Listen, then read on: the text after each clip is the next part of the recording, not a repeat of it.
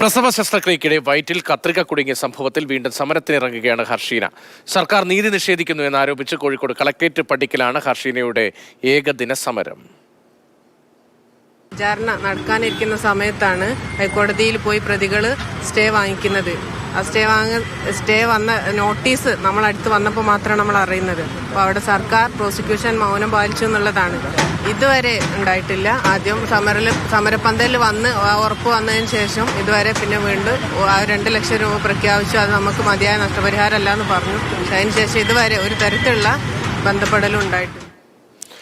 Rahul K വിവരങ്ങളുമായി. രാഹുൽ, ആരോഗ്യമന്ത്രി വീണ ജോർജൊക്കെ നേരിട്ടെത്തി ഹർഷീനയ്ക്ക് നീതി ഉറപ്പാക്കുമെന്ന് സമരം അവസാനിപ്പിക്കുന്നതിന് വേണ്ടി സമരപ്പന്തലിലെത്തി പറഞ്ഞതൊക്കെ നമ്മൾ കേട്ടതാണ്, കേരളം കേട്ടതാണ്. പക്ഷേ വയറിൽ കത്രിക കുടുങ്ങിപ്പോയ സംഭവത്തിൽ ഇത്ര കാലം കഴിഞ്ഞിട്ടും നീതി നിഷേധിക്കപ്പെടുന്നു. എന്തുകൊണ്ടാണ് അത് സംഭവിക്കുന്നത്? വീണ്ടും സമരത്തിന് ഇറങ്ങേണ്ടി വരുന്ന സാഹചര്യം എന്താണ്?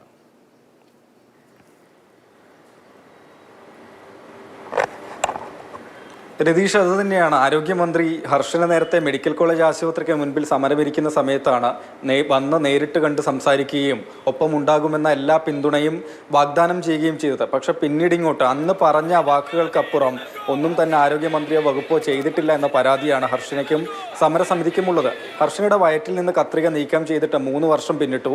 അവർക്ക് അർഹമായ ഒരു നഷ്ടപരിഹാരം ഒന്നും തന്നെ ലഭ്യമായിട്ടില്ല. ഒപ്പം തന്നെയാണ് നേരത്തെ മെഡിക്കൽ കോളേജ് അസിസ്റ്റന്റ് കമ്മീഷണറുടെ നേതൃത്വത്തിൽ നടത്തിയ അന്വേഷണത്തിലാണ് ഹർഷനയുടെ വയറ്റിൽ കത്രിക കുടുങ്ങിയത് മെഡിക്കൽ കോളേജ് ആശുപത്രിയിൽ നിന്ന് തന്നെയാണ്.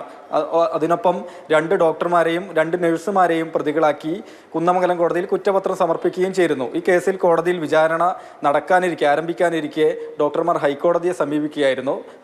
തുടർന്ന് ഹൈക്കോടതി കീഴ്ക്കോടതിയുടെ എല്ലാ നടപടികളും സ്റ്റേ ചെയ്യുകയായിരുന്നു. അപ്പോൾ സർക്കാർ വരുത്തിയ ഗുരുതരമായ വീഴ്ചയാണ് കേസ് നടത്തിപ്പിലെന്നാണ് ഹർഷനയും സമരസമിതിയും ആരോപിക്കുന്നത്. അതായത് കേസ് നടത്തിപ്പിന്റെ കാര്യത്തിലും അർഹമായ നഷ്ടപരിഹാരം നൽകുന്ന കാര്യത്തിലും യാതൊരു പിന്തുണയുമില്ല, വാക്കുകൾക്കപ്പുറമെന്ന പറഞ്ഞുകൊണ്ടാണ് ഇന്ന് കലക്ടറേറ്റ് പടിക്കൽ ഹർഷന സമരമിരിക്കുന്നത്. മുല്ലപ്പള്ളി രാമചന്ദ്രൻ മുൻ KPCC പ്രസിഡന്റാണ് ഈ സമരം ഉദ്ഘാടനം ചെയ്തതും. നേരത്തെ 104 ദിവസമാണ് മെഡിക്കൽ കോളേജ് ആശുപത്രിക്ക് മുൻപിൽ, അതായത് 3ാമത്തെ പ്രസവമാണ് ഹർഷനയുടേത് മെഡിക്കൽ കോളേജ് ആശുപത്രിയിൽ നടന്നത്.